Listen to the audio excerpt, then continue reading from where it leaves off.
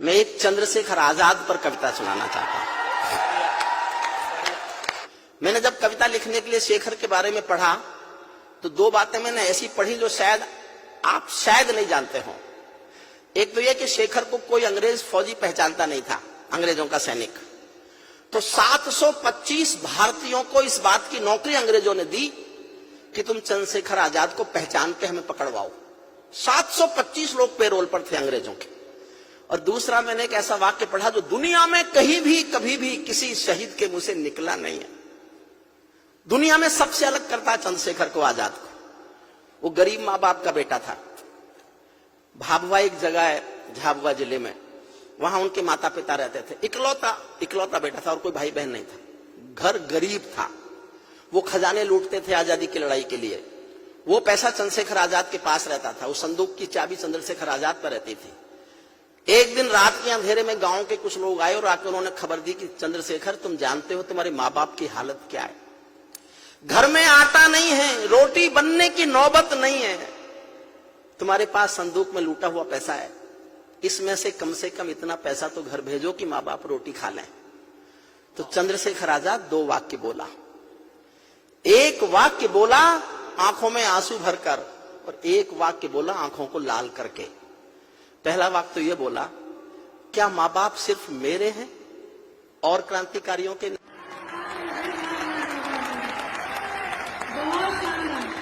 और अगले ही पल आंखें लाल करके कहा कि संदूक में से तो एक पैसा नहीं दूंगा, लेकिन तुम गांव वालों मेरे माँ बाप को रोटी नहीं खिला सको तो मुझे आके खबर कर देना। किसी दिन गांव आऊंगा और अपने इसी पिस्तौल की 2 गोली माँ बाप के सीने में उतार के चला आऊंगा। उसको राजनीति आतंकवादी बताएगी और देश सहेगा। आदरणीय मायावती जी जब सबसे पहली बार भाजपा के समर्थन से मुख्यमंत्री बनी थी तो उन्होंने इटावा में प्रेस के सामने एक बयान दिया था। कुछ चंद्रशेखर आजाद के नाम का किसी विद्यालय का नामकरण बदला जा रहा था, तो किसी पत्रकार ने हिम्मत करके उनसे कह दिया कि देवी क्या कर रही हो, यह महाविद्यालय चंद्रशेखर आजाद के नाम पर है। तो उन्होंने गुस्से में कहा, कौन चंद्रशेखर आजाद, वो आतंकवादी। सरेआम उन्होंने पहली बार भाजपा के समर्थन से मुख्यमंत्री बनने के बाद चंद्रशेखर आजाद को आतंकवादी कहा। भानु प्रताप शुक्ल ने जनसत्ता में लेख लिखा, पूरा पेज का एक लेख था। मैंने हरिद्वार में वो अखबार पढ़ा। मैं पढ़ता रहा, रोता रहा कि ये भाजपा के समर्थन का कोई मुख्यमंत्री चंद्रशेखर आजाद को आतंकवादी कह कैसे सकता है। फिर मैंने अपना मन समझाया कि कोई बात नहीं, कल इनको धमकाया जाएगा, माफी मंगवाई जाएगी और ठीक हो जाएगा। एक हफ्ता गुजर गया, कुछ भी नहीं हुआ। ना किसी ने माफी मांगी, ना कोई शोर मचा, ना कोई आफत आई। मेरे से रहा नहीं गया। मैं उन दिनों अटल जी अडवाणी जी का बहुत प्रिय था। मैं उनके पास गया, जाकर रोया कि ये कि आपके समर्थन का मुख्यमंत्री चंद्रशेखर आजाद को आतंकवादी कह रहा है। तो अडवाणी जी तो बोले ही नहीं। मैं फिर अटल जी के पास जाकर बैठ गया। मैं बोलता रहा तो बहुत देर तक तो बोले ही नहीं। बहुत देर बाद कहा, तू चाहता है हम सरकार गिरा दें? मैंने कहा नहीं, मैं नहीं चाहता, आप तो अपनी पार्टी को गिराओ। मैं दोनों से कह के आया कि आपका चुप रहना आपकी मजबूरी हो सकती है। मैं जनता का छोटा सा कवि हूं, मेरी कोई मजबूरी नहीं है। मैं एक कविता लेकर जनता के सामने जा रहा हूं। और सर जी उस घटना के बाद पहली बार लौटे हो। मन तो मेरा भी करता है झूमो नाचूंगा हूं मैं, मन तो मेरा भी करता है झूमो नाचूंगा हूं मैं। आजादी की सौगातों पर 100 गीत सुनाऊं मैं, लेकिन शबनम वाला वातावरण कहां से लाऊं मैं, मेघ मल्हारों वाला अंतःकरण कहां से लाऊं मैं दामन में दर्द तुम्हारे अपने लेकर बैठा हूं, मैं दामन में दर्द तुम्हारे अपने लेकर बैठा हूं। आजादी के टूटे फूटे सपने लेकर बैठा हूं। घाव जिन्होंने भारत माता को गहरे दे रखे हैं, उन लोगों को जेड सुरक्षा के पहरे दे रखे हैं, उन लोगों को जेड। ये उस समय की कविता है, अब की नहीं कर रहा। अब वालों ने तो मौका ही नहीं दिया। मैं भी 23 नवंबर को राष्ट्रपति भवन गया था, राष्ट्रपति ने बुलाया था। श्रोता थे राष्ट्रपति, उपराष्ट्रपति, प्रधानमंत्री, 4 कैबिनेट मिनिस्टर और देश के सारे राज्यपाल। उन्होंने कहा मेरे से कोई शिकायत? मैंने कहा जी एक है, आप खिलाफ लिखने का मौका ही नहीं दे रहे।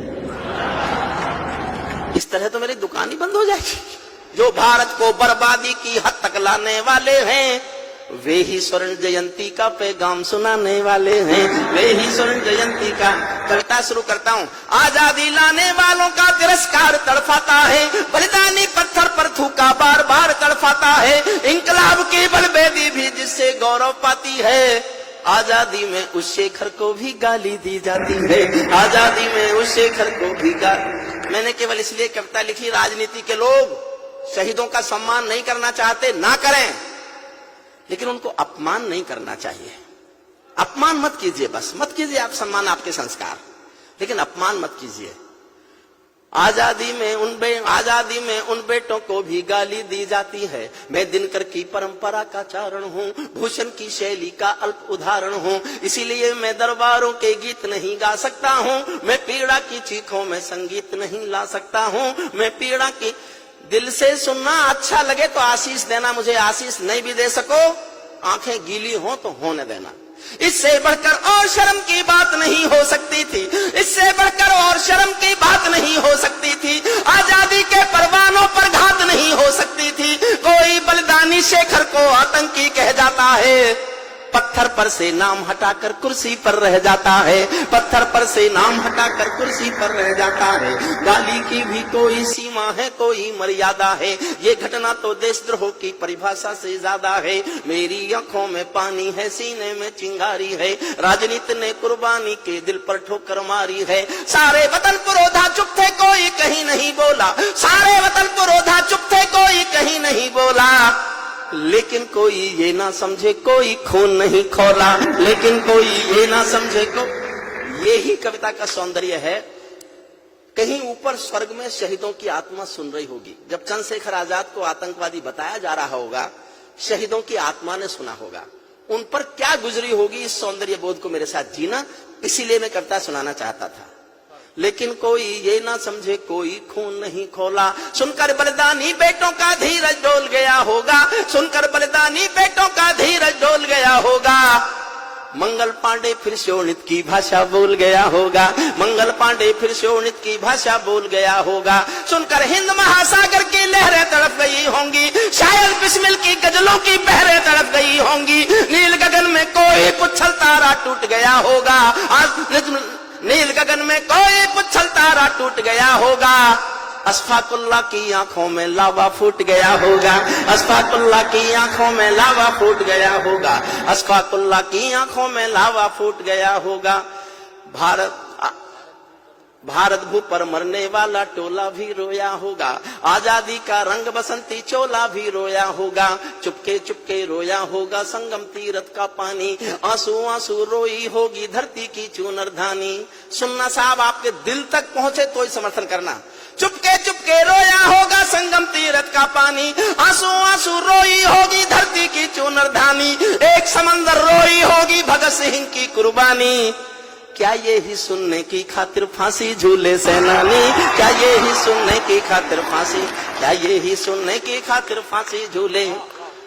चुपके चुपके रोया होगा संगम तीरथ का पानी, एक समंदर रोई होगी भगत सिंह की कुर्बानी। क्या ये ही सुनने की खातिर फांसी झूले सेनानी। जहां मरे आजाद पार्क के पत्ते खड़क गए होंगे, जहां मरे आजाद पार्क के। समर्थन करो तो इतना करना कि मुझे लगे मेरी बात समझ गए, और ना समझ पाओ तो कोई बात नहीं, चुप रह सकते हो। जहां मरे आजाद पार्क के पत्ते खड़क गए होंगे, कहीं स्वर्ग में शेखर जी के बाजू फड़क गए होंगे। शायद पल दो पल को उनकी निदिया भाग गई होगी, फिर पिस्तौल उठा लेने की इच्छा जाग गई होगी, फिर पिस्तौल उठा। सल्यूट आपको, सल्यूट। फिर पिस्तौल उठा लेने की इच्छा जाग गई होगी। शेखर महायज्ञ का नायक गौरव भारत भूखा, शेखर महायज्ञ का नायक गौरव भारत भूखा है, जिसका भारत की जनता से रिश्ता आज लहू का है, जिसके जीवन के दर्शन ने हिम्मत को परिभाषा दी, जिसके पिस्टल की गोली ने इंकलाब को भाषा दी, जिसने धरा गुलामी वाली क्रांति निकेतन कर डाली, आजादी के हवन कुंड में अग्नि चेतन कर डाली, जिसके कारण त्याग अलौकिक माता के आंगन में था, इकलौता बेटा होकर भी आजादी के रन में था, जिसको खूनी मेहंदी से भी देह रचाना आता था। आजादी का योद्धा केवल चले चबे ना खाता था, अब तो नेता पर्वत चढ़ के शहरों को खा जाते हैं और पुलों के शिलान्यास में नहरों को खा जाते हैं। अब तो नेता पर्वत चढ़ के शहरों को खा जाते हैं। जिसके कारण गोरों, जिसके आजादी के कारण जो गोरों से कभी लड़ी थी है जी, शेखर की पिस्तौल किसी तीरथ से बहुत बड़ी है जी, शेखर की पिस्तौल किसी तीरथ से।